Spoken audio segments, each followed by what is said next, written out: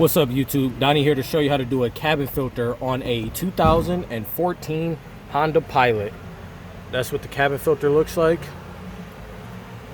So basically, you come over to the passenger side. I'm gonna go ahead and set this camera down.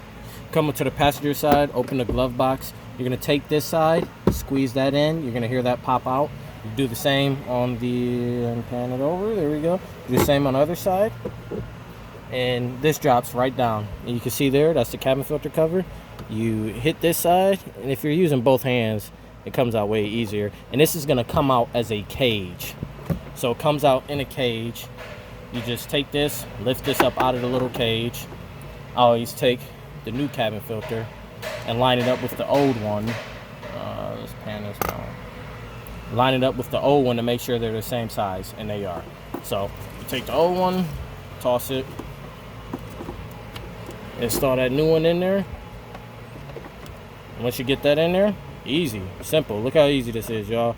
Take it, slide it back in there, boom, close that, lift the glove box back up. Slowly, you're gonna hear this side click and that side click. Oh. Yeah, let's see.